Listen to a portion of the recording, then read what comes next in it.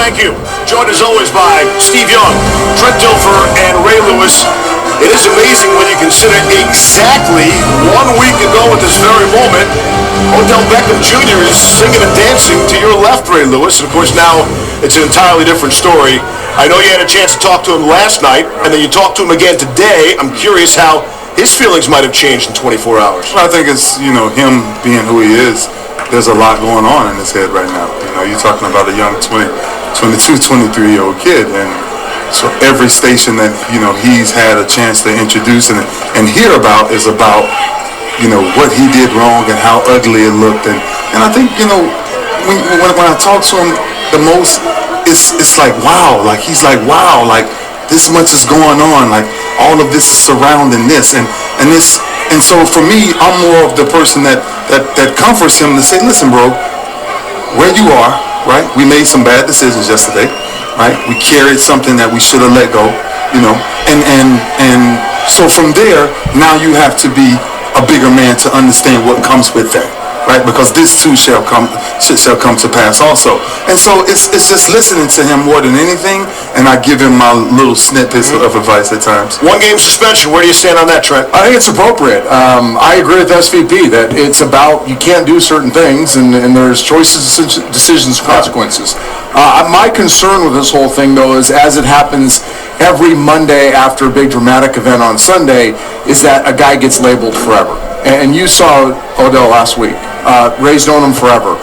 His work ethic, what he stands for, the way he approaches the game, his love for the game, the kind of teammate he is, I think still stands above the incident yesterday. We're full of flawed people, young people that make mistakes and go on to become great people and influence tons for the better. And I think Odell has that opportunity. Now, the spotlight's going to be on him, and every game, so he's going to needle him. And he's got plenty of opportunities to prove that he's bigger than the one incident yesterday. But I think the suspension is appropriate. The helmet hit was dangerous. Right. It was very dangerous. He should be suspended. But don't put him in the dirty guy bucket forever. Right. Don't label him as that. That's the mistake that's being made today. First offensive player to be suspended for the head-to-head, helmet-to-helmet hit. Steve, what's your stand on this? Well, I mean, it was a foolish play. The whole thing was foolish, and I think everybody saw it play out. Watching it on TV, you sensed it. Then they'd go back out and it would go again and go again. And so, no question, Odell's taking accountability, and I think as he continues to do that over the next little while, that'll be important for him.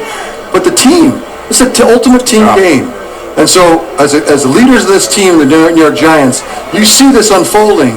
You can't, You do have to take some accountability for having that continue. Like, you got to take him off the field. You got to calm him down. Somebody has to have, in the locker room that can speak to him who he'll listen to.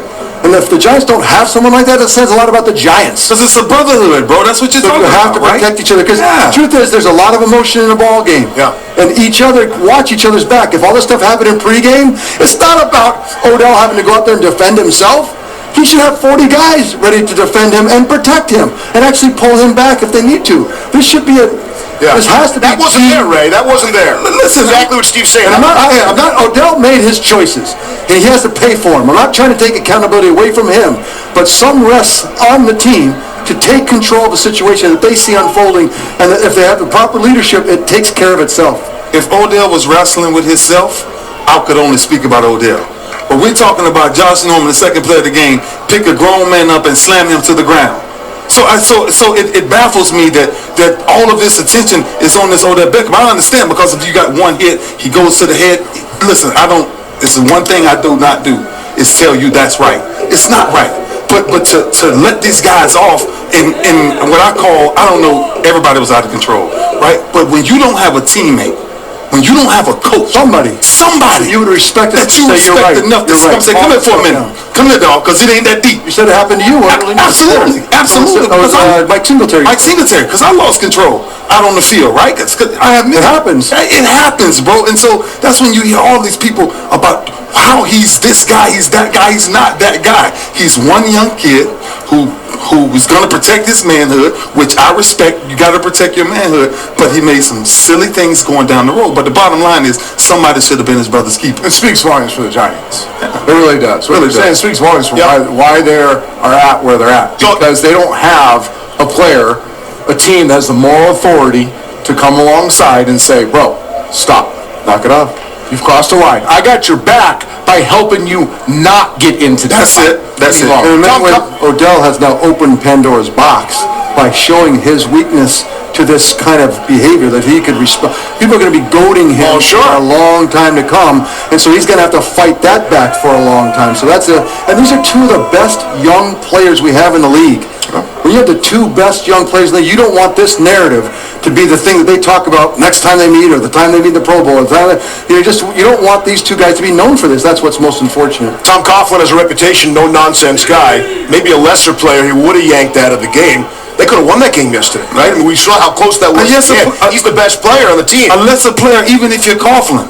Even if you're the man that holds those standards, you go talk to him as a man when you see the first one, the second one going at it, right? So, man, I'm telling you, when for an entire team to let one man do all of that and nobody step in, but then speak afterwards, you said it. It speaks volume of that. There's a chance for the team to come together. That's it. Protecting each other actually gets you closer to winning. That's it. Negative and positive. It might be literally him on the sidelines for a series or two, calm him down, everyone rallies, and you actually play better. That's the thing you got to remember. Ain't no real bears out there. Everybody woofing. Right. Everybody woofing. Ain't no bears out there.